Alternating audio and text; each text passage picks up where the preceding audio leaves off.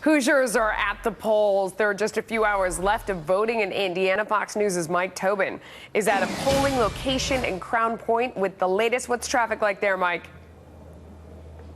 Well, I'll tell you, Chad and Melissa, chatting with people coming and going from the polling location, they're looking at these latest moves made by the Cruz campaign, the decision to join forces or to take on Carly Fiorina as a running mate before he had the nomination, to join forces with Governor Kasich and to divide up the states. Those decisions seem to be rubbing Indiana voters the wrong way.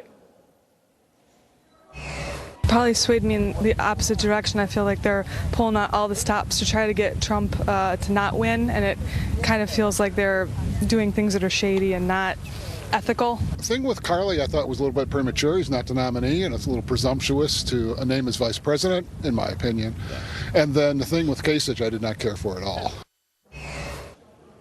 Now, here is an interesting one. Some of the voters say it was the anti-Trump demonstrators themselves, particularly the demonstrators in Chicago, that caused them to make their decision to vote for Trump. I was on the fence until the rally in Chicago, and I wanted to see just what it was all about. And when I went there with my daughter and I saw just how hideous people were treating us as, you know, just trying to educate ourselves, it made me think, well, if they're that mad about this, there's something to this guy. Now, the latest RCP average in Indiana shows Trump out front by 10.8%, Cruz in second, Kasich a distant third. Polling has been pretty active. Early voting is high, and looks like they're possibly on pace to set records with turnout. And it seems that Indiana voters are very excited to be so relevant this time around.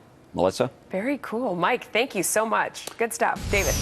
A lot of money has been spent trying to prevent Donald Trump from being where he is today. So will that money dry up for good if Trump sweeps the Indiana primary tonight? Our next guest hopes not. Club for Growth President David McIntosh has spent millions of his donors' funds in anti-Trump ads, and David joins us now. So, David, if Trump wins big tonight, what happens to your funders? Well, let me say I think they're very pleased with what we've done. We realize that Donald Trump is not an economic conservative, doesn't represent the values we think are important to help the country get back on track. And they would say we did the best we could.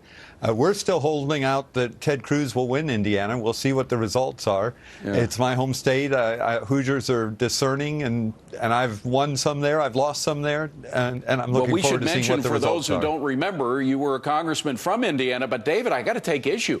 The more money that is spent trying to suggest to people that Trump is a terrible candidate, the more he seems to succeed in the polls. Your ads seem to be having the opposite effect.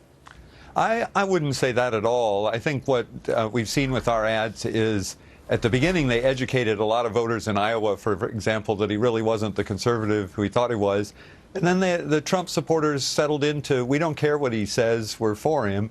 So we started educating voters how they could consolidate and be for Cruz if they want to not be for Donald Trump. But, David, you're making my head explode. I mean, you just can't argue the figures. The fact, you look at what happened in the New York primary, you look at what happened with the sweeping primaries, the last set of primaries, the last Super Tuesday. I mean, if things are not going, the more advertising that you guys do, the higher Trump goes in the poll. That's undeniable.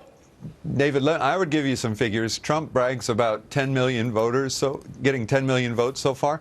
There have been over 14 million votes against him by Republicans in the primaries. So more than half the Republicans do not want him to be our nominee. A lot of those votes against him were because there were so many candidates that were running, and now that it's going down, a lot of people that had been saying never Trump are not saying it now. People like Brad Blakeman, people who are either influential in the party or the folks on the street. I just talked to the former head of the Indiana GOP, and he said that, in fact, he'd go for the nominee even if it was Trump. Let me just move on, because even Eric Erickson, who, as you know very well, the red state guy, hates Donald Trump. He doesn't like Donald Trump at all. But here's what he said about your possible donors. He said they're not going to get on board Trump, but they are not going to continue to invest in what they perceive as a lost cause. This is from Eric Erickson. So, David, I think what we will do if Trump is a nominee is focus on keeping as many conservative free market senators and House members elected in Congress. I'm just sharing with you that until the polls are closed and we see the result, I still think Cruz has a chance, and as long as he does, we're for Cruz. And I got to mention we think something. He's the for authentic those conservative. folks who don't know you personally, and we've been involved in some of the same issues over the years. You're one of the nicest guys I know inside the Beltway. I'm just wondering if after this is over, if in fact Donald Trump is the nominee, very often you have to work with people you don't like, whose views on many subjects you don't share in order to get the job done. Will that time come if Donald Trump is the nominee between you and him? Look, if Donald Trump actually decided to really push for his tax plan, for example, which I think is a very good tax plan, yeah, I would help him do that. I'm for the issues and doing the right thing. David McIntosh, Club for Growth. Good to see you, David. Thanks very much for coming in. Appreciate it.